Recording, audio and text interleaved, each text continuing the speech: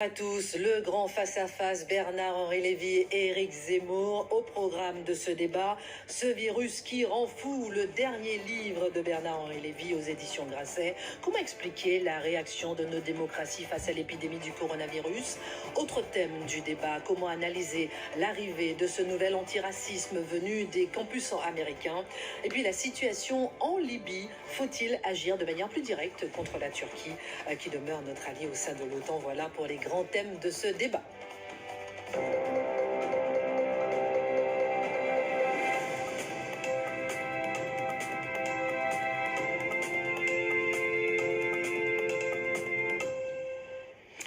Bonsoir messieurs, bonsoir Bernard-Henri Lévy. Bonsoir, vous êtes philosophe, vous êtes fondateur de SOS Racisme en 1984, on en parlera dans un instant. Vous venez de publier votre dernier livre, je le disais, Ce virus qui rend fou, aux éditions Grasset.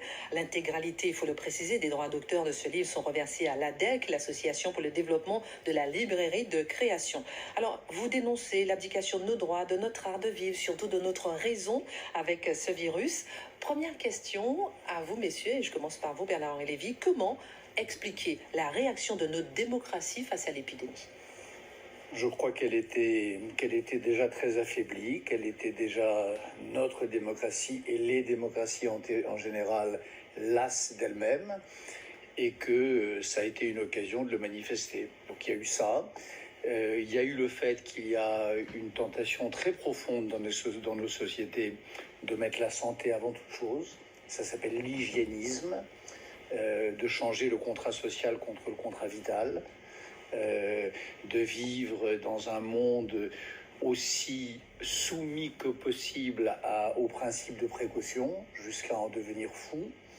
Il y a cette idée que quand des gouvernants ne sont pas capables de nous protéger contre une épidémie, ils sont coupables, ils sont justiciables, on doit les traîner devant les tribunaux.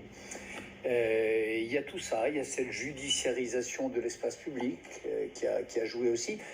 Et puis il y a autre chose encore, il y a le fait, alors si on prend les choses d'un point de vue philosophique, que Alexandre Kojève avait raison, c'est-à-dire le théoricien de la fin de l'histoire, celui qui disait qu'on était en train d'entrer dans une sorte de long dimanche de l'histoire où il ne se passerait quasiment plus rien et où n'importe quoi ferait histoire, où il y aurait un désir d'événementialité tel qu'on s'emparerait de n'importe quoi, de n'importe quel événement pour en faire un événement majuscule, ben c'était vrai. C'est-à-dire que là, on a eu une épidémie très grave, mais pas sans précédent. Pas la plus grave qu'ait connue l'histoire de l'humanité, pas la plus grave qu'ait connue l'histoire de la modernité. Mais cette demande d'historicité a fait que les sociétés s'en sont emparées. Les sociétés et nos démocraties. Et nos démocraties, et à l'unisson le reste du monde. Merci. Éric Zemmour, nos démocraties. Alors, moi j'étais très... pas surpris d'ailleurs par le thème de votre livre, mais par ce que ça implique. Je m'explique. J'ai beaucoup de points d'accord avec vous sur cette épidémie. Vous parliez de judiciarisation de nos sociétés. Vous savez, j'ai écrit un livre il y a 20 ans pour critiquer la judiciarisation de nos sociétés, donc c'est une histoire qui me tient à cœur, et vous avez tout à fait raison, dans le comportement des gouvernements, dans le comportement d'Édouard Philippe, il y a ce que j'ai appelé le syndrome Fabius, c'est-à-dire le sang contaminé, etc. Je suis tout à fait d'accord avec vous. Non, je dis pas ça, moi. Vous dites c'est la peur des juges. C'est le contraire. À Laurent Fabius, on faisait le procès de quelque chose qu'il était censé savoir et qu'il n'aurait pas dit. Procès ignoble. Attendez. Puisqu'il ne savait rien. Il ne savait pas. L'idée, c'était qu'il savait quelque chose qu'il avait caché. Là, on a fait le procès à Édouard Philippe de ne pas savoir. Non, mais... Vous voyez, c'est l'inverse. Mais bien sûr, mais c'est un procès d'ignorance. On a fait au gouvernant. C'est là où la société est folle et où le virus a rendu fou. Non, d'accord. C'est pas ce que je disais. On a fait au gouvernant le procès de leur ignorance et de leur incertitude. Mais le vrai point commun, c'est que c'est les juges qui dirigent. C'est les juges qui déterminent qui est innocent et qui est tout coupable. C'est ça l'accord qu'on a. Deuxièmement, quand vous dites que, évidemment, que ce n'est pas l'épidémie du siècle, évidemment que c'est une petite épidémie par rapport à l'épidémie de grippe espagnole, et je ne parle même pas des épidémies de peste du Moyen-Âge ou même de choléra encore du 19e siècle, en 1832, etc. Donc tout ça, on est d'accord.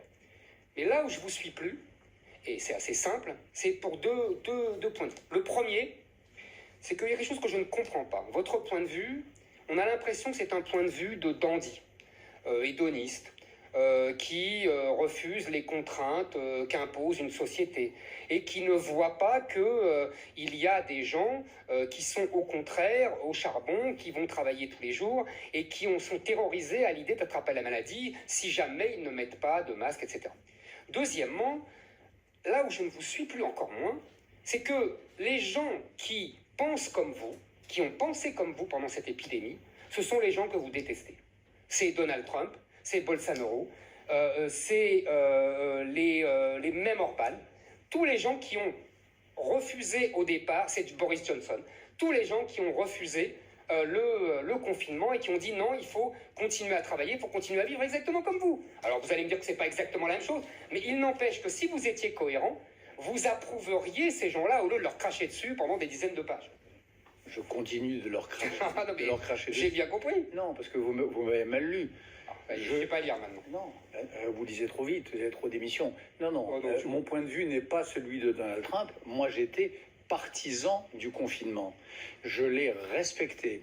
J'ai dit qu'à la fois, mais c'est écrit en noir sur blanc. Je sais. À la fois parce que je suis républicain Oui. et en hommage aux soignants qui prenaient des risques inouïs pour sauver ma vie et la vôtre, j'ai respecté le confinement. Simplement, j'ai dit que c'est pas parce que le livre il est fait pour dire que c'est pas parce qu'on est confiné qu'on doit être en plus crétin et qu'on doit être en plus terrorisé. Et ça n'est pas parce qu'on est confiné qu'on doit prendre des plis et des habitudes qui, si elles duraient, nous installeraient dans une civilisation que je n'aime pas. J'ajoute que une des différences entre les Trumpistes et moi, c'est que les Trumpistes se moquent éperdument des victimes, des morts, alors que pour moi, chaque mort, mais si, c'est ce qu'ils ont dit, alors que pour moi, chaque mort est un crève-cœur. Quant au premier point, le dandisme, je vous en prie. Le dandisme et hédonisme, je ne sais pas ce que ça veut dire, ce que vous voulez dire.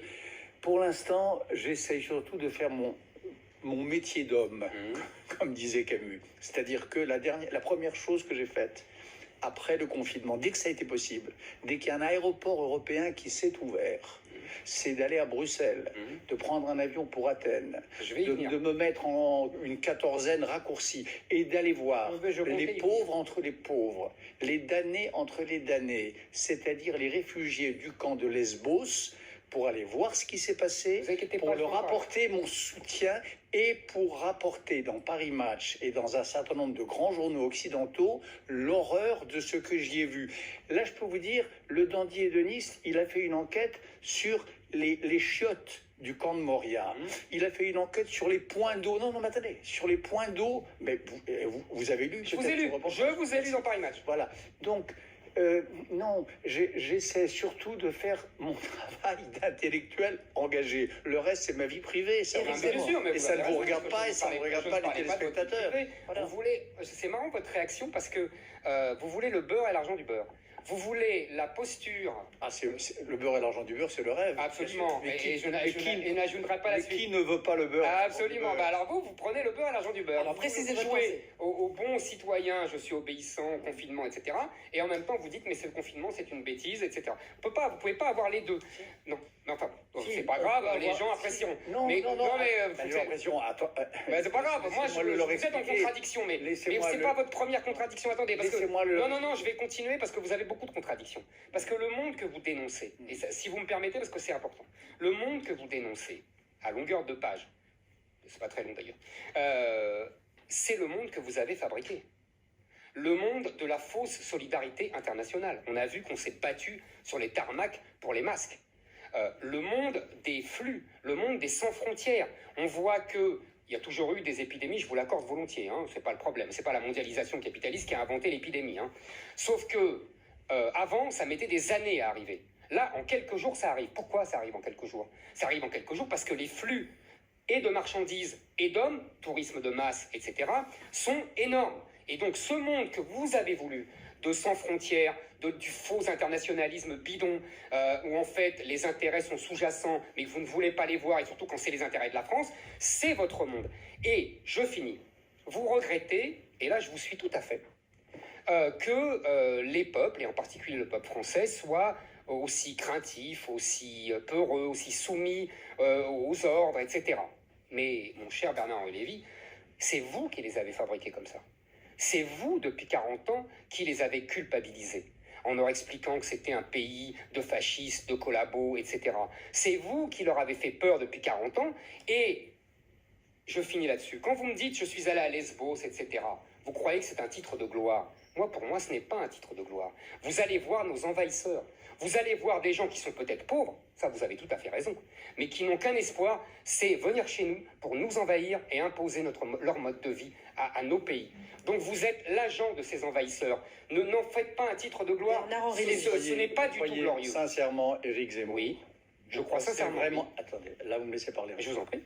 Vous croyez vraiment que 20 000 pauvres enfants, femmes et hommes, venus du Soudan, venus d'Érythrée, fuyant les combats de la guerre de Syrie, 20 000, sont les envahisseurs de 500 millions d'Européens? Vous croyez vraiment à cette équation-là? Et vous vous rendez compte de l'ignominie de ce que vous venez de dire? Allez-y à Lesbos, allez voir ces gens, allez leur parler, allez regarder dans quelles conditions ils vivent. Ces conditions, c'est la honte de l'Europe. Et venir dire en plus que cette pauvre petite communauté d'humains, de frères humains, c'est vos frères, ils vous ressemblent. Mon vieux, ils vous ressemblent. Mais oui. On est tous des êtres allez, humains. non, mais pas selon votre logique. Les transformer en envahisseurs, c'est un discours dégueulasse. Ça, c'est une chose. C'est la réalité. Deuxièmement, l'internationalisme. Moi, j'ai jamais été pour l'internationalisme bidon, comme vous dites, ou l'internationalisme de je ne sais quoi. Moi, je suis pour la fraternité. Et je suis en effet pour que les hommes... Non, mais on est bien d'accord. Pas la fraternité française. La fraternité mondiale. Okay. Je suis aussi pour la fraternité française, mais très bien. Mais je suis également pour, par-delà les frontières, par-dessus les frontières, se tendre la main. J'ai bien compris. Pour ce qui concerne le Covid, je peux vous dire un truc, mon cher Éric Zemmour, c'est que si il y a une chance d'inventer cette fois-ci un vaccin, s'il y a une chance que ça ne dure pas des années, comme les épidémies d'autrefois, ce sera grâce à la mondialisation. Parce que tantôt les chercheurs, les laboratoires coopèrent, tantôt ils s'engagent dans une compétition sauvage sous l'œil de la mondialisation, parce qu'ils échangent des informations. Les masques qu'on nous distribue à l'entrée de CNews, ils sont les fruits de la mondialisation. Les tissus est fabriqué en France, l'élastique en latex, il est fabriqué à partir de produits qui viennent de très loin. Donc, la mondialisation, c'est précisément le remède. Une des raisons qui fera que cette épidémie, elle sera moins grave que l'épidémie de grippe espagnole. J'espère moins grave que celle que j'ai connue de 1968. Une des raisons, c'est justement la mondialisation. Et enfin, attendez, première question, le confinement. Il n'y a pas de contradiction. Je dis à la fois que le confinement était sanitairement nécessaire, mais qu'il est politiquement dangereux. C'est-à-dire que habituer les gens à penser... mais pas les beurres. Non, comptez jusqu'à 2. La soumission et la révolte. Toute blague mise à part. Mais non, c'est de l'oxymore que vous faites. Comptez jusqu'à 2, c'est-à-dire, je pense que sanitairement, pendant un certain temps, oui, pour arrêter l'épidémie, il ne faut pas être irresponsable comme Bolsonaro ou Trump. En revanche, si les gens s'habituaient à penser que pour être solidaire, il faut rester chez soi, que pour être frère du genre humain, il faut se replier sur soi-même et sur le cocon personnel de son nombrilisme, etc., je pense que ce serait désastreux. Donc c'est tout. Moi, j'aurais aimé, et j'aimerais, si ça revient, que cet état de confinement soit vécu par les citoyens comme un état d'exception. Et puis enfin... Et vécu comme un état d'exception. Et enfin, moi je n'ai jamais terrorisé les Français. Si, vous les avez culpabilisés. C'est très différent. Bah oui, j'ai dit culpabiliser. Depuis 40 ans, vous les culpabilisez. Et donc, ils se soumettent parce qu'ils ont honte d'être eux-mêmes. C'est le pire que vous avez fait. La honte et le sentiment de culpabilité quand on a commis des crimes sont des beaux sentiments. Mais on n'a pas commis de crime. Bon. Alors, Éric Zemmour vous répond, Bernard-Henri Lévy, ensuite on parle un peu Alors, le confinement, on élimine. Moi, je pense qu'il était, en plus, on était ils se sont sentis, les gouvernements se sont sentis obligés de confiner parce que justement la mondialisation nous avait mis dans la main des Chinois qui faisaient tous les masques, et quand ils ont été eux touchés, ils ont dit les masques pour personne, et c'est après qu'ils ont fait les généreux et qu'ils les ont donnés. Donc c'est la mondialisation qui nous a privés de l'industrie qui permettait de fabriquer tout ça sur le sol français et sur le sol européen. Vous avez du caoutchouc, de l'EVA qui pousse sur le sol français. Mais quel rapport? Mais il y a toujours eu des échanges. Mais il y a toujours eu des échanges, voyons. Quoi, les échanges? Mais les échanges, la mondialisation. mais non, pas du tout, Ah, pas du tout. La mondialisation, ce n'est pas la même chose. L'échange commercial, ça a toujours existé. Depuis Christophe Colomb, on a découvert l'Amérique, et même avant, il y avait les routes de Marco Polo. On connaît tout ça. Le commerce, ça a toujours existé. Ça prenait des années. Absolument. Alors que là, c'est la allé très technologie, vite. évidemment. Là, le virus non, mais est là, allé différent. plus vite, mais oui. les masques sont allés plus vite Non, aussi. non, parce que non, on n'a pas eu de masque parce qu'on n'avait plus d'industrie. Bon, ça c'est une première chose. Deuxièmement, pour Lesbos, quand vous dites c'est les pauvres et que c'est que 20 000, 20 000, plus 20 000, plus 20 000 Non, sur 20 000, 40 ans. mais- Non. Mais y a Ça fait pas 40 20 000 ans que ça plus dure. 20 000 plus Ça 20 000. fait 40 ans que ça dure. Il y a pas Ça fait 20 000 des plus dizaines 20 de 000 plus millions 20 000. et Il y a ça finit 20 par 000. des centaines de Il y a millions. d'ailleurs Non. 2000. Non. Il y a un camp Non. prévu On pour nous fait le 2000 coup des 20 000 réfugiés. depuis 40 ans. arrêtez, Non, je ne peux pas non, vous non. laisser dire. Mais si, Nous mais si. parlons sur une grande chaîne sérieuse. Oui, je ne peux pas vous laisser justement. dire Mais si. n'importe quoi. Mais si, Nous non. sommes dans un camp Mais prévu je pour m'en 2000 fous de votre réfugiés. Vous en foutez de mon camp? Ben Complètement. moi pas. Eh ben Je moi m'en je fous de m'en votre fous camp. pas. Alors, Moi l'un je m'en après fous l'autre. pas Je d'un m'en fous camp parce que prévu pour 2000 l'un après réfugiés l'autre. qui en abrite 20 000 Ils ont pas été dans là. des conditions Ils ont qu'à rentrer sanitaires chez eux. épouvantables. L'un après Et ils l'autre. sont là parce Qu'à qu'ils ont rentrer fui. chez eux. Et ils sont là parce qu'ils ont fui la Syrie où nous avons laissé se dérouler une guerre impitoyable. Ah, ça, on va y Eh bien, la revenir. différence entre On va vous y et revenir. moi, c'est que vous, la guerre de Syrie, vous vous en foutez, Complètement. et que moi, eh ben oui, Ah, eh ben ouais. moi, non. Moi, je Alors, m'en Alors, c'est fous très pas. bien, mais Messieurs, justement. Et messieurs. quand vous dites, c'est mes frères humains, vous avez tout à fait raison. Seulement, le soldat allemand, c'était aussi mon frère humain. Et le soldat français de Napoléon qui envahissait l'Espagne et qui s'est fait massacrer par Quel les soldat Espagnols, allemand? c'était aussi Quel les frères soldat- humains. le soldat Et quand nazi, c'est pas- vous m'avez- le soldat nazi. Le soldat allemand, il n'était pas nazi, Quel il était allemand. soldat? Il était allemand, la Wehrmacht, c'était allemand. C'était pas les Vous nazis. savez très C'était bien. pas les SS. Non, vous savez Bah très alors, bien. et lui, et même le SS, Vous c'est savez mon très frère bien. allemand. L'un Même le après SS, c'est l'autre, mon l'un frère. après l'autre, s'il Mais vous oui, plaît. c'est un frère humain. On vous Eh bien, entend eh bien, pas, l'un après l'autre. Vous venez de dire une Mais nouvelle oui, énormité. pas du tout, Éric pas du Zemmour. tout. Le SS est votre Mais frère oui, humain. et ils veulent massacrer. Voilà, c'est ça ce que Cette je voulais idée, dire. vous venez Voilà. de dire une énormité. Pas du tout. Et même le soldat de la Wehrmacht, Ah oui. sur le front de l'Est, Oui. a commis un certain Oui, nombre je sais bien. d'atrocités Mais je sais bien. particulièrement abominables Mais je sais contre bien. les Juifs Mais- de Pologne Mais et d'ailleurs. contre les Eh bien, Polonais, moi, ces et contre hommes-là, les Russes. bien, Moi, eh bien, j'ai- L'une des choses qui caractérise l'humanité, Non, c'est vous qu'elle me est laissez pas capable parler. de tracer. Si, je vous laisse Non, parler. non, vous me laissez Mais pas parler. comment pouvez-vous dire, y compris aux gens qui vous lisent et qui vous admirent, Parce que je- comment pouvez-vous dire le SS est mon frère Parce que humain je- Alors, et le Éric soldat Zemmour. de la Wehrmacht, Je pogromiste, pousse. Mais oui. est mon L'un frère après l'autre. humain. Mais oui, je Alors, pousse Éric votre Zemmour, logique, vous répondez et ensuite on Je change de pousse sujet. votre logique exprès pour vous montrer Eh où bien, ça eh mène. bien, eh bien, je ça suis- mène je suis à- accablé. Mais non, mais vous n'êtes pas accablé Alors, parce que c'est expliquez. votre logique. Oui. C'est votre logique. Le djihadiste Hum. qui fait sauter, qui nous tue, c'est aussi mon frère humain. Oui, et moi, je crois pas. et c'est l'enfant Je crois de pas. celui que vous êtes allé chercher à Lesbos. Non. C'est le même. Non, non. Et c'est celui qui me Non, ressemble, non. comme vous m'avez dit. C'est exact. Vous ne Non. voulez pas voir la logique de vos parce actes. que, non, parce que les humains C'est ça ont votre des problème. idées. Une des choses qui distingue les humains des animaux, c'est que les humains pensent. Eh ben et oui. quand ils pensent des choses diverses. Et ben voilà. À Mais c'est l'intérieur, vos frères en humains. Allemagne, vous aviez les nazis et vous aviez Willy Brandt, Eh ben, et- qui lui a quitté l'Allemagne pour ne pas avoir à participer au Il crime de la n'empêche Wehrmacht. que tout le peuple allemand qui est derrière Hitler. Dans l'islam d'aujourd'hui, vous avez les gens de Daesh et vous avez des musulmans Oui. dans le monde entier Comme toujours. qui résistent Mais à comme l'islamisme. toujours. Et Alors, cela- messieurs, et cela, j'aimerais qu'on change de si nous sujet. si nous les confondons avec les autres, d'abord nous commettons une horrible injustice et ensuite nous commettons Quoi une terrible Dites-moi- erreur politique. Dites-moi, vous croyez que les Américains, ils n'ont pas détruit toutes les villes allemandes?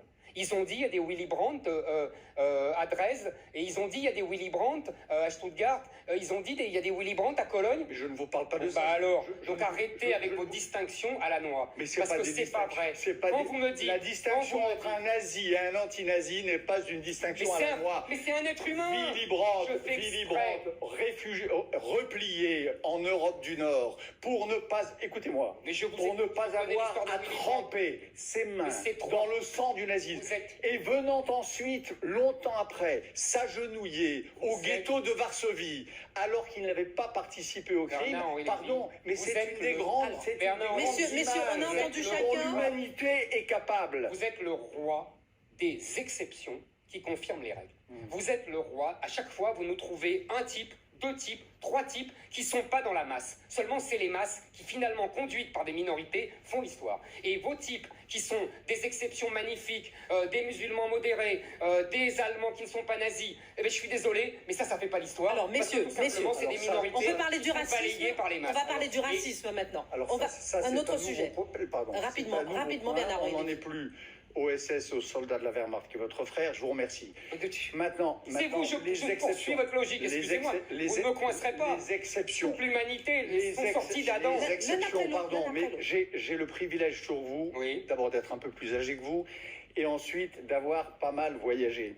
Et je peux vous dire qu'à Sarajevo, les musulmans démocrates, amis des droits de l'homme, amis de l'égalité des femmes et des hommes, c'est pas des exceptions. Bon, alors. Je peux vous dire qu'au Maroc, non mais attendez, c'est extrêmement important, c'est pas des exceptions. Je peux vous dire que le commandant Massoud et ses commandants et ses compagnons, c'était pas des exceptions. Et je peux vous dire qu'en France, c'est vrai qu'il y a une guerre idéologique terrible entre la bande de salopards qui voudraient mettre leurs femmes sous burqa et qui voudraient imposer la loi islamique la plus dure, et ceux qui veulent être républicains. C'est toujours pareil. Mais cette bataille-là, c'est pas des exceptions contre... Mais non, le problème, c'est que vous faites toujours mal de la morale. renseigné. D'un côté, vous avez des salopards, et de l'autre, il y a des républicains. Il n'y a ni l'un ni l'autre. C'est pas de la morale. Il n'y a ni l'un ni l'autre. Non. Il n'y a ni des salopards, ni des républicains. Mais vous Non. êtes toujours, Éric dans Zemmour. le manichéisme Éric Zemmour. moralisateur. Entendez-moi, pardon. Vous êtes là tous les soirs, moi je suis là ce soir. Écoutez-moi Mais je bien. ne vais pas vous laisser parler pendant 1 heure quand même. Non, mais Et moi, j'ai le droit de poser une question quand même. J'aimerais bien qu'on change de sujet et qu'on parle du faites que la racisme. morale. Non, mais vraiment. Vous avez des conseils. Dernier mot, Bernard-Henri Lévy, ensuite on change de sujet. Moi, je veux pas de la guerre civile en France. Personne Je la veux veut. qu'on arrête avec la haine. Je veux qu'on arrête de vous agresser, vous, dans la rue, comme c'est arrivé à Merci. 2 reprises récemment. Je veux arrêter la spirale de la haine. Alors, Et arrêter la première spirale chose de la à faire pour haine, arrêter la spirale de la haine, c'est Bernard de Henri Lévy. reconnaître qu'il y a en France des gens qui se reconnaissent dans l'islam parce que c'est leur foi la plus intime, mais qui sont aussi républicains, et c'est reconnaître qu'ils sont extrêmement nombreux. Alors, messieurs, maintenant, on change de sujet. Merci beaucoup de m'avoir un peu entendu. Après, Pardon, je suis désolé. non, mais vous avez... Alors, j'aimerais qu'on parle justement, on a parlé d'humanisme, de génuflexion, de tout ça. On va parler du racisme, puisque dans votre livre, vous écrivez, d'abord pour faire le lien avec les États-Unis, vous écrivez que pour la première fois de l'histoire, depuis un siècle, le monde vivait une grave crise et n'attendait rien des États-Unis, comme si l'Amérique ne comptait plus, ne pesait plus, n'existait plus. On voit aujourd'hui que la mort de George Floyd aux États-Unis a longtemps entraîné dans toute l'Europe des réactions en chaîne contre le racisme et les violences policières. Comment, vous qui vous avez été, je l'ai dit, fondateur de SOS Racisme en 1984, comment analyser l'arrivée de ce nouvel antiracisme venu directement des campus américains? Il n'est pas venu des campus, il est venu de l'Amérique tout entière. Cette image de George Floyd assassiné de sang-froid par un policier, elle a bouleversé l'Amérique entière, pas seulement les campus. Et à partir de l'Amérique, elle a bouleversé le monde entier. Le problème, il y a eu souvent et toujours peut-être des images de ce genre. Celle-là, elle a été filmée. Et ces quelques minutes-là, pour n'importe quel humain normalement constitué, elle est insoutenable. Et c'est pas une question d'influence des Américains, c'est que tout le monde a trouvé cette image insoutenable. Par ailleurs, je trouve que le fait qu'on soit sorti de cette période triste du confinement, parce que ça c'est mon avis, c'est ce que je dis dans ce livre, c'est qu'en effet cette période, je ne suis pas de ceux qui ont trouvé que c'était une expérience merveilleuse et que c'était un des beaux moments de ma vie. Je n'ai pas aimé ce moment. Le fait qu'on en sorte par des manifestations antiracistes, le fait qu'on en sorte pour porter le deuil d'un Américain assassiné, je trouve que ça avait de la gueule. Je trouve que c'était beau et je trouve que c'était à l'honneur de, en tout cas, notre pays. Ça avait de la gueule, Éric Zemmour? Ça avait de la gueule pour montrer l'habileté de l'extrême gauche à manipuler les sentiments les meilleurs de l'humanité. Oui, ça c'est sûr, ça avait de la gueule. Maintenant, effectivement, il faut voir ce que c'est cette réalité. Je ne parle pas évidemment de la mort de ce pauvre garçon qui a été assassiné froidement. C'est pas ça le problème. Le problème, c'est l'après. L'après en Amérique comme en France, avec la récupération politique, la récupération idéologique par un mouvement antiraciste qui est en vérité un mouvement raciste et qui est un mouvement raciste anti-blanc. Quand 3 blancs se font assassiner là hier par des migrants, personne n'est ému. personne ne fait des manifestations gigantesques. Pourtant, ils sont homosexuels et ils ont été massacrés parce qu'ils étaient homosexuels. Seulement, ils sont blancs. C'est quoi le pourtant? Pourquoi pourtant? Parce que Pourtant, ce que je veux dire, c'est qu'il y a une manipulation derrière. Oui. Quand c'est un noir, on joue sur la culpabilité blanche et on explique que les blancs sont tous racistes et que les noirs sont des victimes éternelles du racisme blanc. Et ce mouvement-là, décolonial, indigéniste, vous en êtes le grand-père. Et je vais vous dire pourquoi vous en êtes le grand-père. Parce que vous avez été le parrain d'SOS Racisme. Et SOS Racisme, c'est la mère ou le père, comme vous voulez, la mère, et vous êtes le père de ces gens-là. Pour une raison très simple, c'est que vous avez mis la race dans la bataille politique. Et là, on ne s'en remettra jamais. Et vous vous souvenez du mot de Baudrillard très drôle, SOS Racisme, c'est comme SOS Baleine, il faut sauver les racistes. Eh bien, c'est ce que vous avez fait. Vous avez réveillé les racistes. Et je vais vous dire, en fait, fondamentalement, je pense qu'il y a une analogie à faire avec la Révolution française. Les gens qui ont fait 89 ont provoqué 93. Et ils s'en sont jamais pardonnés. Et ils étaient toujours malheureux de ça. Vous savez, Taine dit, la terreur a commencé le 14 juillet 89, vous savez, quand on a mis au bout d'une pique la tête de ce pauvre gouverneur de la Bastille. Eh bien, vous faites la même chose. Vous avez fait 89 et maintenant c'est 93. Un 89 qui durerait 40 ans, déjà, c'est intéressant. Entre la Révolution française, ça dure 3 ans. Entre le moment où on sort Mirabeau du Panthéon et où on y met Marat pour ensuite l'y retirer, il se passe... Là, c'est 40 ans. Et alors ? Là où votre raisonnement est absurde, et vous venez de le dire un tout petit peu à la fin de votre longue intervention, c'est que SOS Racisme et les séparatistes d'aujourd'hui, c'est le contraire. Et il y a une guerre idéologique, une guerre d'idées totale entre les deux. Quand nous avons fondé SOS Racisme, il y a en effet 40 ans. On n'introduisait pas la race, on disait justement que les races ne comptaient pas. On disait qu'on était d'abord français, on disait qu'on était d'abord républicain, on disait « touche pas à mon pote ». Et mon pote, il n'avait pas de couleur. Et je me rappelle, attendez, laissez-moi vous instruire. Mais genre, dans la première première conférence de presse que nous avons donnée avec Simone Signoret et Coluche, la conférence de lancement des SOS Racisme, j'ai raconté une histoire qui avait amusé les journalistes à l'époque, c'était l'histoire de ma petite fille. Quand elle était à l'école maternelle, elle me parlait de sa meilleure amie. Elle me disait des tas de choses sur cette petite fille. Son caractère, ses défauts, à quoi elle jouait, de quoi elle lui en voulait, de quoi elles avaient discuté. Et le jour où je l'ai connue, où elle me l'a présentée, il y a une chose que ma petite Justine ne m'avait pas dite, c'est qu'elle était noire. J'avais raconté cela lors de cette conférence de presse pour dire qu'il y avait là le modèle de ce que devait être un mouvement antiraciste, c'est-à-dire un mouvement selon lequel la question d'être noir ou d'être blanc, la question d'être musulman ou d'être juif n'est pas le déterminant fondamental, n'est pas une prison dans laquelle nous devons nous enfermer et dans laquelle autrui doit nous enfermer. Donc nous étions républicains. Nous chantions la Marseillaise à la fin des manifestations. Et à l'époque des SOS Racisme, Harlem Désir, Fodé Silla, Malek Bouti, vous n'auriez jamais vu une banderole anti-israélienne, pro-palestinienne, quels que soient les sentiments que l'on puisse avoir, quels que soient les sentiments. Je vais vous répondre sur tout ça. Quand on se battait contre le racisme, on se battait contre le racisme. Alors aujourd'hui, Baudrillard a peut-être dit ça. Oui. Moi je dis, c'est mon dernier bloc-notes du Point. Je l'ai lu. SOS anti-racisme. Parce que c'est vrai qu'on est en train de perdre ce bel antiracisme républicain dont nous avons jeté les bases il y a 40 ans, qui est toujours vivant, grâce à un garçon vaillant qui s'appelle Dominique Sopo, et à ses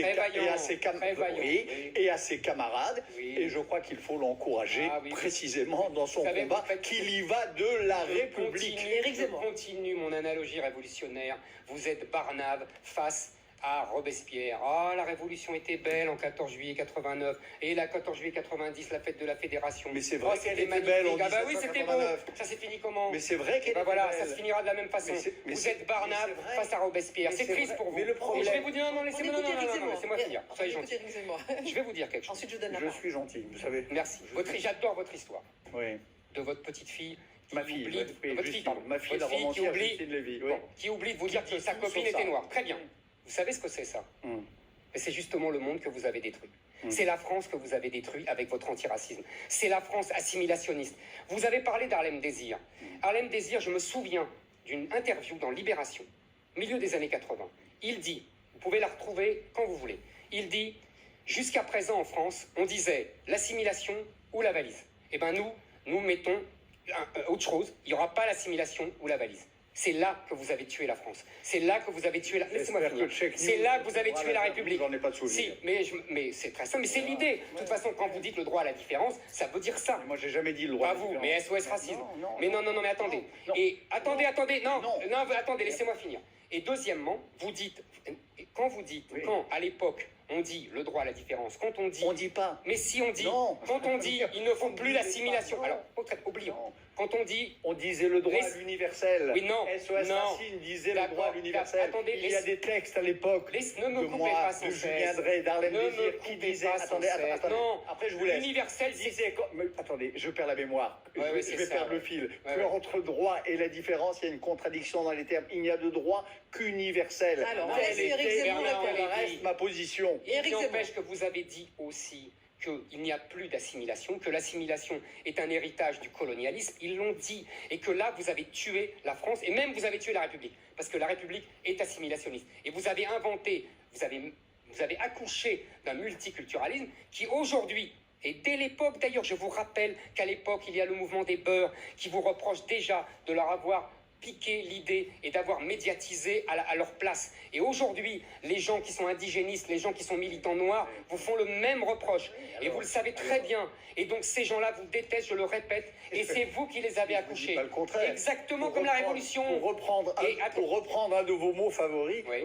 vous semblez vivre dans un monde de bisounours. Pas du tout. Attendez, Pas du tout. où tous les antiracistes devraient être d'accord. Moi, je vis dans un monde sérieux, Non. où je sais qu'entre les antiracistes, il y a des lignes de clivage terribles. Et c'est vrai qu'entre ceux qui disent la différence d'abord et ceux qui disent la République d'abord, il y a un fossé. Et cette bataille-là, cette bataille d'idées, il faudra que les républicains la gagnent. Vous avez mené une fausse République.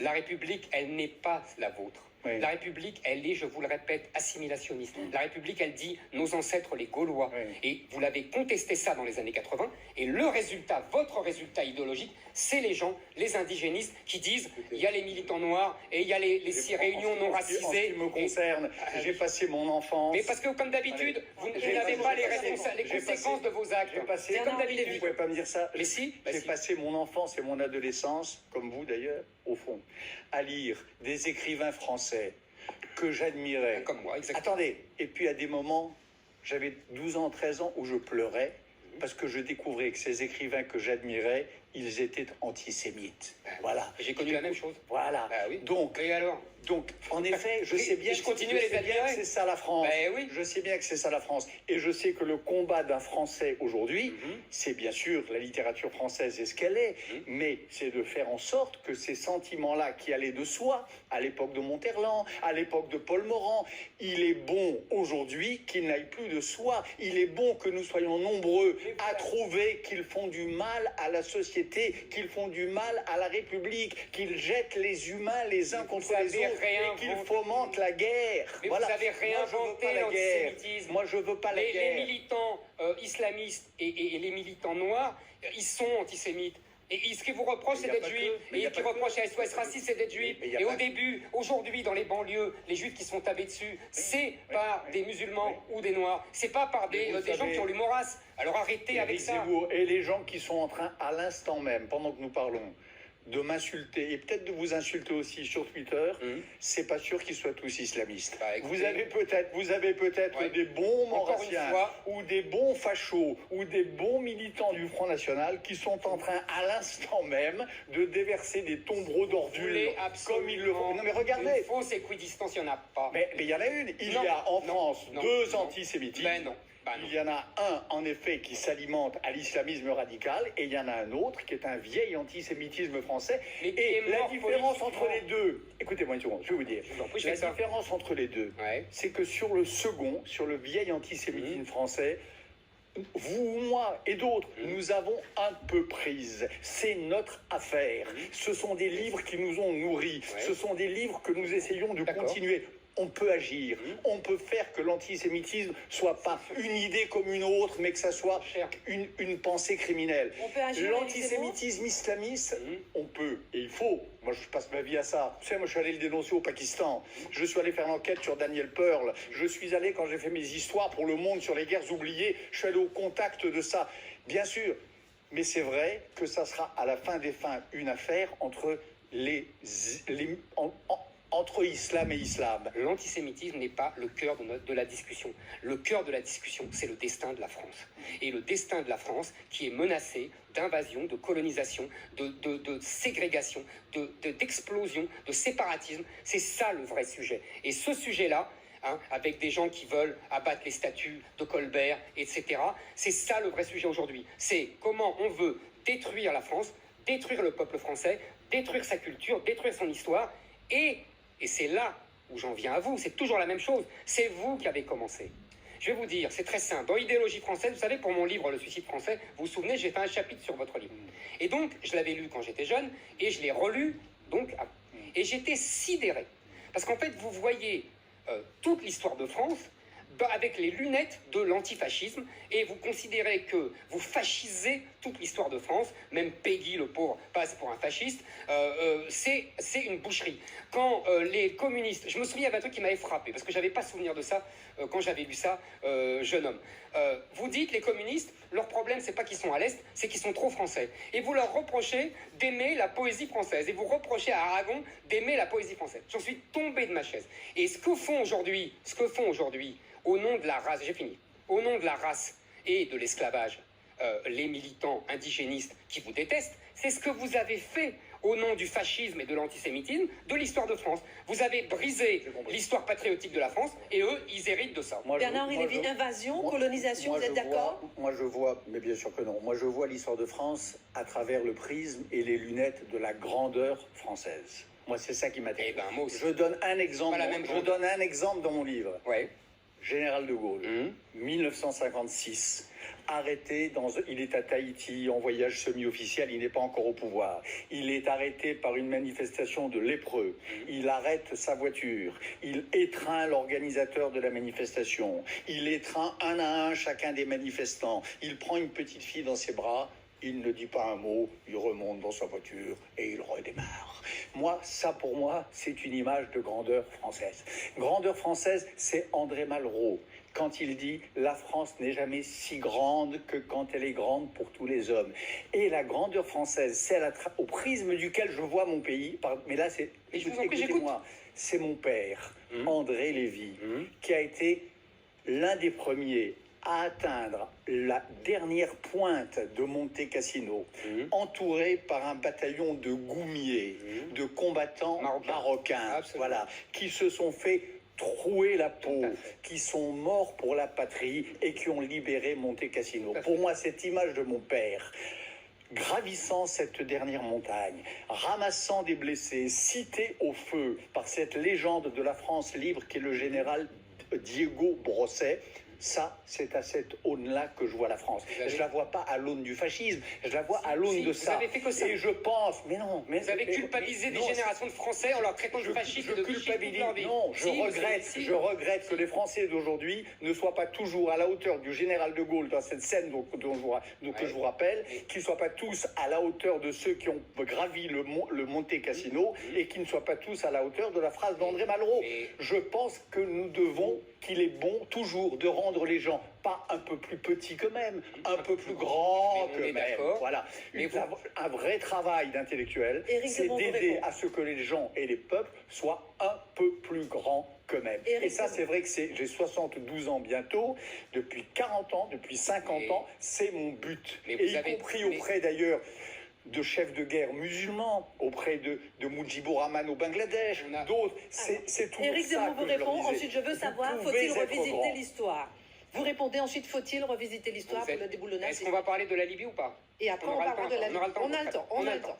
Il nous reste 20 minutes. Alors, très bien. Alors, vous avez tout à fait raison sur un point, et votre évocation de Monte Cassino m'émeut beaucoup parce que je suis allé il y a une dizaine d'années à Monte Cassino et j'ai visité ce cimetière immense au pied de Monte Cassino. J'ai regardé tout ça, c'est très impressionnant et c'est tout à fait admirable et j'ai lu des livres là-dessus.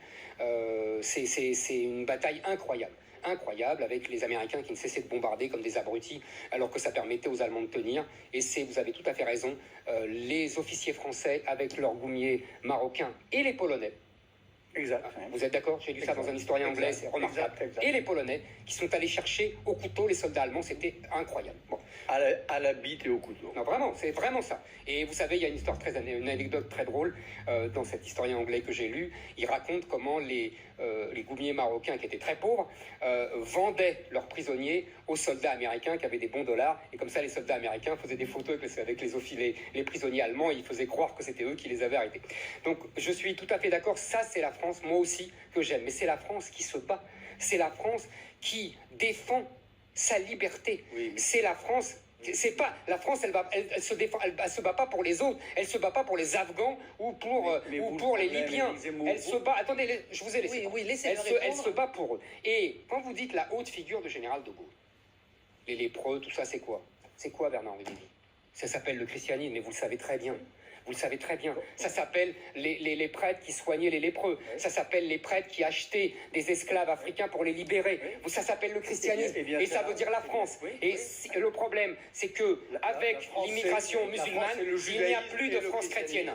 Mais le judaïsme est inclus dans le christianisme. Ah non, le judaïsme n'est pas inclus dans le christianisme. Mais le christianisme reconnaît le judaïsme. Il prend le message. Pas inclus. C'est la même chose. Il y a des racines juives à la France, il y a des racines chrétiennes. Il y a des racines chrétiennes. Et l'image du général de Gaulle, c'est pas seulement chrétienne. Mais si, gréco-romaines. Elles sont chrétiennes et gréco-romaines. Et justement, je vais vous dire.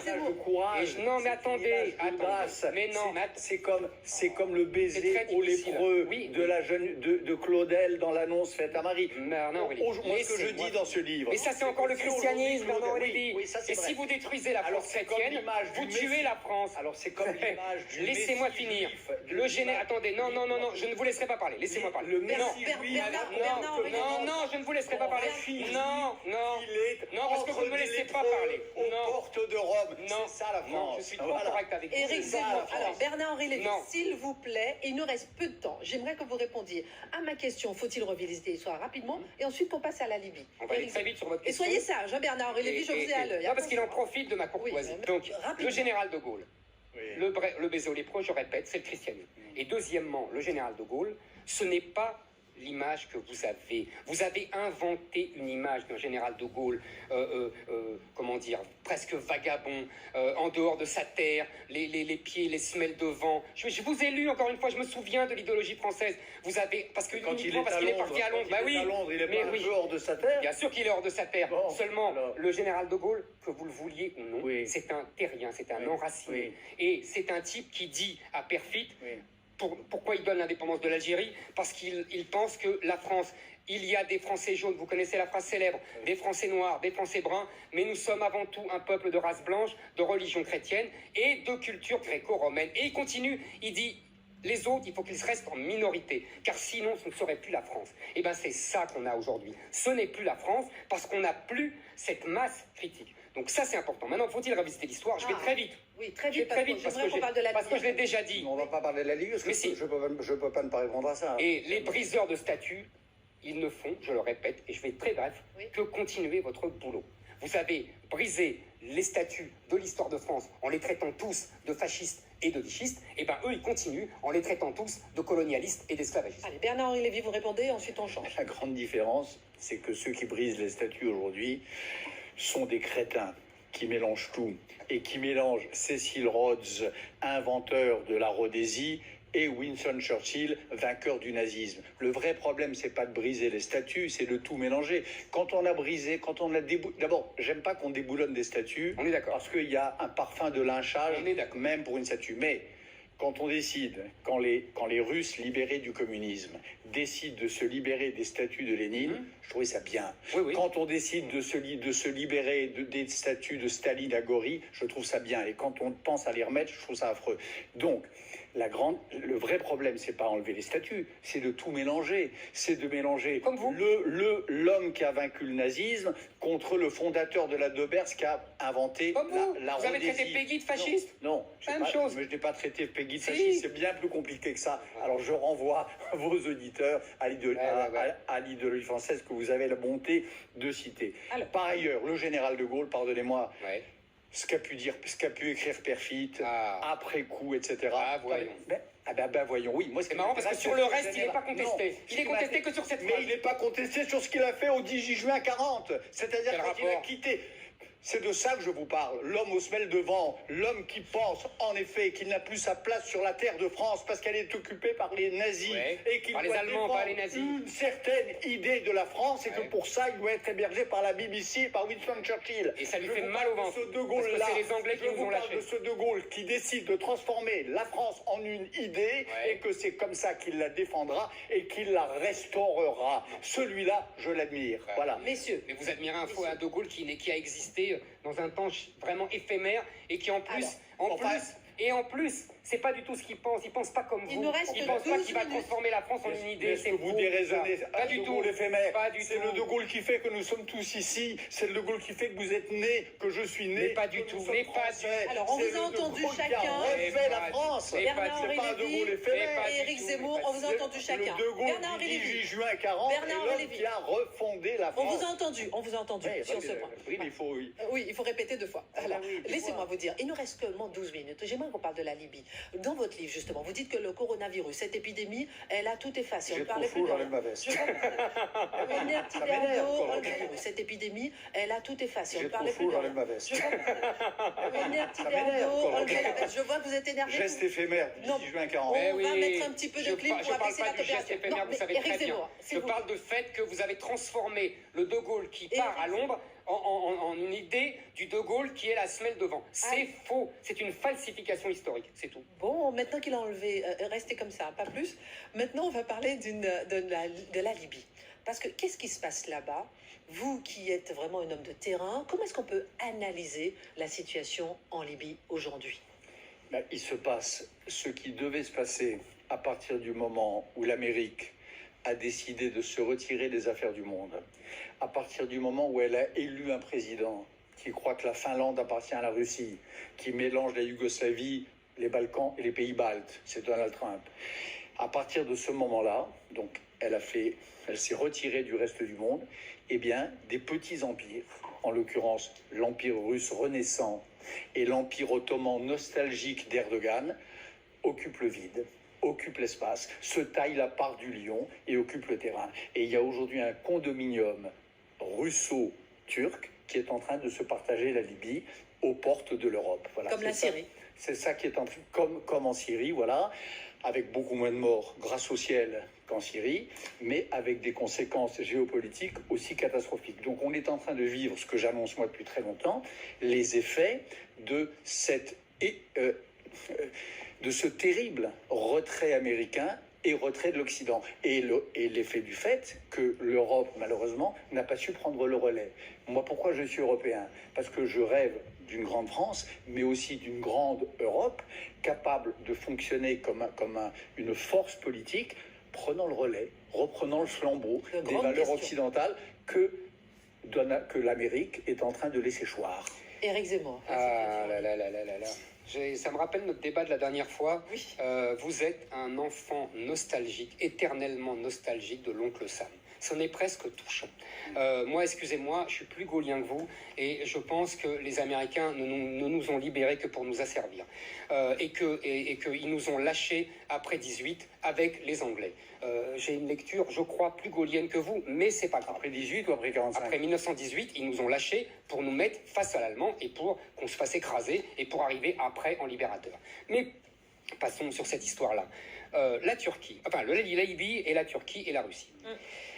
Trump, c'est pratique, on lui met tout sur le dos et voilà, c'est tranquille. Après, on est peinard. Sauf que ça marche pas, parce que je vous rappelle quand même que vous avez reproché à Obama de ne pas intervenir en Syrie. Et vous avez dit à l'époque, je me souviens très bien, vous avez dit, s'il y a la guerre civile, s'il y a tout le monde qui intervient, les Russes qui interviennent, les Turcs qui interviennent, tout le monde qui intervient là-dedans, et c'est à cause d'Obama, parce qu'il n'a pas déjà fait le rôle de gendarme américain. Sauf que là, en Libye, vous ne pouvez pas dire ça. Parce que vous dites que les Américains se sont retirés, mais c'est pas vrai. Les Américains sous Obama nous ont aidés. Le petit américain, le petit gendarme américain, vous l'avez trouvé avec Sarkozy. Et vous lui avez fait jouer le rôle du petit gendarme américain qui a massacré Kadhafi. Le résultat, la Turquie et la Russie en Libye, c'est vous. C'est vous, c'est à cause de vous. C'est pas aujourd'hui. Mais oui, mais tout est à cause de vous. S'il y avait Kadhafi aujourd'hui, il n'y aurait pas les Turcs. Ouais. Il n'y aurait pas 7000 djihadistes à nos portes, parce que vous savez très bien que la Turquie, en fait, ce n'est pas des soldats turcs qui se battent en Libye, c'est 7000 djihadistes qu'il a ramenés de la Syrie, vous le savez très bien. Donc, c'est vous qui avez détruit Kadhafi, c'est vous qui avez, au nom de votre idéologie de droit de l'homiste à la noix, parce que c'est ça, une idéologie inconséquente. Kadhafi serait resté au pouvoir, il n'y aurait pas de problème libyen, il n'y aurait pas de Turcs en Libye, il n'y aurait pas de Russes en Libye. Et vous devriez...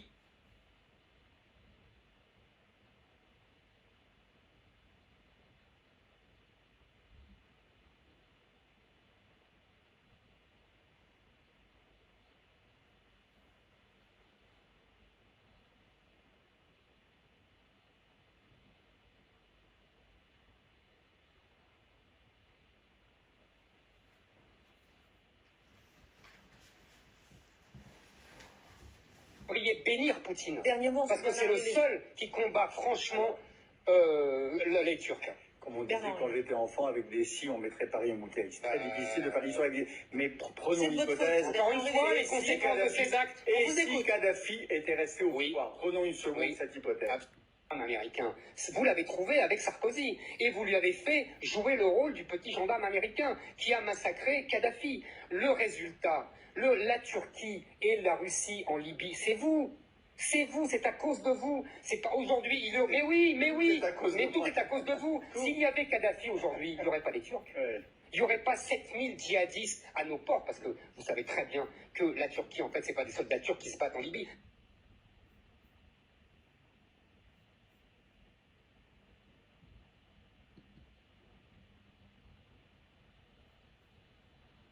Son solde en temps réel, et ça lui va trop bien.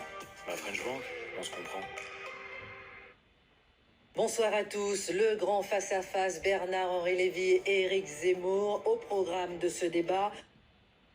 Des crétins qui mélangent tout. Vraiment un homme de terrain. Comment est-ce qu'on peut analyser la situation en Libye aujourd'hui? Il se passe ce qui devait se passer à partir du moment où l'Amérique a décidé de se retirer des affaires du monde, à partir du moment où elle a élu un président qui croit que la Finlande appartient à la Russie, qui mélange la Yougoslavie. C'est une falsification historique, c'est tout. Bon, maintenant qu'il a enlevé, restez comme ça, pas plus. Maintenant, on va parler de la Libye. Parce que qu'est-ce qui se passe là-bas? Vous qui êtes vraiment un homme de terrain, comment est-ce qu'on peut analyser la situation en Libye aujourd'hui? Il se passe ce qui devait se passer à partir du moment où l'Amérique a décidé de se retirer des affaires du monde, à partir du moment où elle a élu un président qui croit que la Finlande appartient à la Russie, qui mélange la Yougoslavie, les Balkans et les pays baltes, c'est Donald Trump. À partir de ce moment-là, donc elle s'est retirée du reste du monde, eh bien, des petits empires, en l'occurrence l'empire russe renaissant et l'empire ottoman nostalgique d'Erdogan, occupent le vide, occupent l'espace, se taillent la part du lion et occupent le terrain. Et il y a aujourd'hui un condominium russo-turc qui est en train de se partager la Libye aux portes de l'Europe. Voilà, comme la Syrie. C'est ça qui est en train, comme en Syrie, voilà, avec beaucoup moins de morts grâce au ciel qu'en Syrie, mais avec des conséquences géopolitiques aussi catastrophiques. Donc on est en train de vivre, ce que j'annonce moi depuis très longtemps, les effets de de ce terrible retrait américain et retrait de l'Occident. Et l'effet du fait que l'Europe, malheureusement, n'a pas su prendre le relais.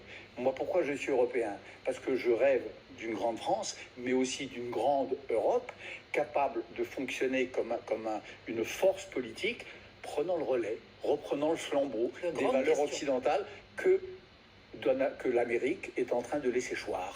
Éric Zemmour. Ah là là là là là là. Ça me rappelle notre débat de la dernière fois. Oui. Vous êtes un enfant nostalgique, éternellement nostalgique de l'oncle Sam. C'en est presque touchant. Moi, excusez-moi, je suis plus gaulien que vous et je pense que les Américains ne nous ont libérés que pour nous asservir. Et qu'ils nous ont lâchés après 18 avec les Anglais. J'ai une lecture, je crois, plus gaulienne que vous, mais c'est pas grave. Après 18 ou après 45? Après 1918, ils nous ont lâchés pour nous mettre face à l'Allemand et pour qu'on se fasse écraser et pour arriver après en libérateur. Mais passons sur cette histoire-là. La Turquie, enfin la Libye et la Turquie et la Russie. Trump, c'est pratique, on lui met tout sur le dos et voilà, c'est tranquille. Après, on est peinard. Sauf que ça marche pas. Parce que je vous rappelle quand même que vous avez reproché à Obama de ne pas intervenir en Syrie. Et vous avez dit à l'époque, je me souviens très bien, vous avez dit, s'il y a la guerre civile, s'il y a tout le monde qui intervient, les Russes qui interviennent, les Turcs qui interviennent, tout le monde qui intervient là-dedans, et c'est à cause d'Obama, parce qu'il n'a pas déjà fait le rôle de gendarme américain. Sauf que là, en Libye, vous ne pouvez pas dire ça. Parce que vous dites que les Américains se sont retirés, mais c'est pas vrai. Les Américains sous Obama nous ont aidés. Le petit américain, le petit gendarme américain, vous l'avez trouvé avec Sarkozy et vous lui avez fait jouer le rôle du petit gendarme américain qui a massacré Kadhafi. Le résultat, la Turquie et la Russie en Libye, c'est vous. C'est vous, c'est à cause de vous. C'est pas aujourd'hui. Mais oui, mais tout est à cause de vous. S'il y avait Kadhafi aujourd'hui, il n'y aurait pas les Turcs. Ouais. Il n'y aurait pas 7000 djihadistes à nos portes, parce que vous savez très bien que la Turquie, en fait, ce n'est pas des soldats turcs qui se battent en Libye, c'est 7000 djihadistes qu'il a ramenés de la Syrie, vous le savez très bien.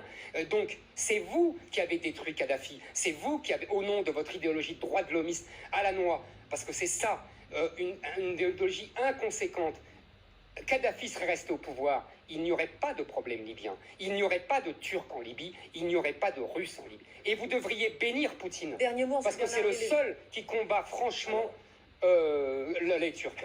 Comme on disait quand j'étais enfant, avec des si, on mettrait Paris en bouteille. C'est très difficile de faire l'histoire avec des... Mais prenons l'hypothèse... Encore une fois, les conséquences de ces actes. Et si Kadhafi était resté au pouvoir? Prenons une seconde cette hypothèse. Absolument. Et si Kadhafi était resté au pouvoir, alors je pense que la Libye serait une autre Syrie. Et qu'est-ce que ça veut dire, une autre Syrie? Ça ne veut pas dire... Mais si, le peuple libyen était décidé à se débarrasser de son tyran, comme le peuple syrien est décidé depuis 10 ans à se débarrasser du sien. Et qu'est-ce que ça veut dire, une guerre qui dure 10 ans avec un tyran qu'on ne détrône pas en Syrie? Ça veut dire pas 30 000 morts comme en Libye, ça veut dire 400 000 morts. Ça veut dire pas 1 million de réfugiés déplacés comme en Libye, ça veut dire 11 millions de réfugiés et de déplacés. Il y aurait eu 2 Syries. Ça, c'est dans votre hypothèse. Par ailleurs, vous savez, il y a une vieille, puisque vous aimez le christianisme, il y a une vieille histoire chrétienne inventée par les chrétiens du 4e et 5e siècle, qui s'appelle la théorie de la guerre juste. Saint Augustin, puis Saint Ambroise de Milan et d'autres. Il y a des moments où, en effet, face à des massacres ou à des perspectives de massacres... Des perspectives de massacres, dont on n'était même pas sûr. Ou face à des massacres déjà en cours, il y a des moments où l'on se dit, il y a toute une théorie philosophique extrêmement profonde et précise qui dit qu'il y a des moments où alors, droit de l'homisme à la noix ou pas, quand on croit au droit, quand on croit à l'humanité, il est juste d'arrêter le massacre. Donc, pourquoi je vous dis ça? Parce que le peu que j'ai fait en 2011, que vous avez l'air de surestimer un peu, mais c'est pas grave, on me corrige. Ce que j'ai pu faire en 2011, j'en suis fier. Parce que c'est dans le fil de cette théorie de la guerre juste qui est elle aussi à l'honneur de l'Occident. C'est une des choses que l'Occident a fait de juste, que quand l'humanité saigne quelque part, il est du devoir du reste de l'humanité de considérer que cette blessure lui est aussi infligée. Éric Être Zemmour. un humain, c'est aussi ça. Oui, mais c'est bien parce que la guerre juste a été légitimée les croisades aussi, hein, je vous rappelle. Donc c'est très bien, donc ça m'arrange. Je vous signale quand même que ne venez pas vous plaindre ensuite de ce qui se passe. C'est toujours la même chose avec vous. Vous prenez des positions de principe et puis après il y a des conséquences et vous pleurez sur les conséquences. Mais moi je me plains Mais qu'on c'est n'ait pas vous- continué. Non. Mais si, Je mais me qu'est-ce que ça plains. veut dire on n'est pas continué? Il reste 5 minutes, messieurs. On a continué. Le problème, Non. c'est que, je vais vous dire ce qui s'est passé. Moi je me plains qu'on ait laissé le terrain aux impérialistes turcs et aux impérialistes russes. Mais pourquoi on a laissé le terrain aux impérialistes turcs et russes? Imaginons- Tout simplement parce que... imaginons par exemple que demain, Oui. demain, Non mais attendez. imaginons Il y a eu... une force euro-arabe. Imaginons qu'une force d'interposition euro-arabe dise à Poutine et à Erdogan, la Libye, c'est pas un terrain de jeu pour montrer vos muscles et pour voir lequel va être le meilleur Éric dans la Zemmour. résurrection du Éric vieil Zemmour. Monsieur Lévy, empire ottoman russe. Éric Zemmour. problème, c'est que vous avez détruit l'esprit des nations, vous et d'autres, et que maintenant Ah, vous maintenant, pleurez, pas tout seul. non pas tout seul, pour une fois pas tout seul, Est-ce et que- vous pleurez Je pleure, sur, mais je si, pleure. et vous pleurez quand il y a des nations qui restent fières d'elles-mêmes, comme la Russie et la Turquie, et qui n'hésitent pas à se servir de la force. Ça vous évidemment, ça vous fascine. C'est pas des nations, c'est des empires. Pas du tout, c'est des nations. La Russie, c'est une nation. Et quand C'est un empire aussi, quand mais c'est une Erdogan, nation. voilà, merci. Quand Erdogan mais- justifie sa présence en Libye La Turquie, c'est une au nation. nom des droits historiques Je sais, je anciens connais. du droit, ça Attendez, s'appelle d'accord. nostalgie. Mais revenons, tout à fait d'accord. Mais c'est moi, je ne critique pas. Je suis un admirateur de Napoléon et je suis un inconsolable de la fin de l'Empire français. Donc je les comprends très bien. Et les Russes et les Turcs. Vous voyez, moi je suis pas comme vous. Et puis en plus, Moi, je dis pas que je les comprends pas, je dis que c'est mes ennemis. bah oui, mais moi aussi. Moi la Turquie, oui, mais pas la Russie. Et moi, je pense que la Russie, c'est Et- mon ennemi. bah, pas du tout. En 2012, il y a des élections. En 2014, les élections sont contestées par les armes. Tout de suite. Vous avez présenté 3 types, on se demande d'où vous avez sorti 3 vagues analphabètes qui connaissaient rien et que vous avez présenté comme la classe politique libyenne. analphabètes. Ah bah, excusez-moi. Mahmoud Djibril, Alors là, Ali vous avez- Zeidan, Attendez, 3 vagues arrêtez, analphabètes. arrêtez. Non. Il nous reste mais deux- franchement, il nous reste vous deux avez minutes. le don, vous avez le don, Non, vous je avez crois- le don de sortir de votre chapeau. Mais Ah oui, mais qu'est-ce qu'ils sont devenus tous ces gens? Bon, alors, Ils sont Bernard devenus- Lévy vient de mourir. répond. Bah voilà, bah vous voyez. Mahmoud Djibril vient de mourir du Covid-19 et je lui rends précisément hommage dans ce livre. Vous me faites Et rire. le À chaque vague fois, vous faites analphabète la même Mahmoud chose. Djibril, le jour où il a remercié Sarkozy de l'intervention, il l'a fait alors encore, vous allez dire que je suis obsédé, Ah oui. au nom de la mémoire française du 18 juin 40. Ah, au voyons. nom de la Et rappelons qu'on peut pas dire au nom que- de la on peut pas dire la- que- existe, rigoler. au nom de Mais la vous grandeur faites de la rigoler. France. Le Le vague général- analphabète Mahmoud Djibril se réclamait d'une grandeur de la France que vous êtes en train, depuis le début de cette émission, de conchier. Ouais, Et quant ben au voyons. Premier ministre qui a régné entre 2012 et 2014, Ouais. Ali Zeidan, Ouais. c'était un grand monsieur. Un grand C'était monsieur un qui musulman s'était- écléré. Ah, voyons. C'était un musulman Ouais, démocrate. ouais, mais vous- C'était un homme mais qui comme croyait aux d'habitude. droits de l'homme. Mais vous Et avez qui le don. croyait que les femmes étaient plus belles quand elles Ah avaient oui. le visage dévoilé que quand elles étaient enfermées sous des Mais burqas. vous avez le don de Il a trouver. perdu. Ah voilà, merci, merci. Provisoirement. Merci. Il l'emportera Et je peut-être. vais vous Messieurs, dire, en plus, nous avons terminé. vous avez détruit le système de Kadhafi qui était beaucoup plus subtil qu'on le disait. C'est-à-dire que c'était un système d'horlogerie. Il mettait des tribus de l'Est à l'Ouest, des tribus de l'Ouest à l'Est. Mais oui, c'était beaucoup plus subtil qu'on le Alors, croit en France. Bernard Et donc Lévy- vous avez détruit tout Bernard- ça. Présentez Et après, des horlogers. vous pleurez Messieurs, sur l'émission- l'arrivée des Turcs. L'émission C'est est vous le terminée. Bernard responsable. Lévy, il Vous nous êtes reste le responsable 3 des Turcs. secondes pour un dernier mot. Le premier article que j'ai publié après la guerre de Libye, je me rappelle, c'était dans Newsweek. C'est pour dire que la mort de Kadhafi, dans les conditions ignominieuses où elle s'était produite, était terrible et était une catastrophe pour cette jeune révolution libyenne. Et mon dernier mot encore, c'est que j'aurais aimé ensuite, en effet, qu'on fasse ce qu'on appelle du nation building, Ah, qu'on ouais, aide ah, ce ouais. peuple Mais ils libéré vous ont à se renvoyé, reconstruire. ce Voilà. peuple libéré vous a renvoyé, nous et les Français, on a été renvoyés, vous avez tout gagné. Et le résultat, vous nous dites d'un côté, je suis contre les islamistes, attendez, et mon je suis vrai- contre les islamistes, et vous faites le jeu des islamistes avec le Qatar, qui est l'allié des frères musulmans, qui est l'allié de la Messieurs, Turquie. Je vois pas Une d'abord heure que de j'avance. débat. Vous êtes comme d'habitude. Nous avons victime de terminé. vos Et ennemis. mon vrai dernier mot, Christine Kelly, Et on a terminé. c'est que Oui. je ne pleure jamais. Bah Merci oui, bah, beaucoup, je messieurs, pleure pour ce jamais. débat. Une heure de débat. Il a même À la tombé la...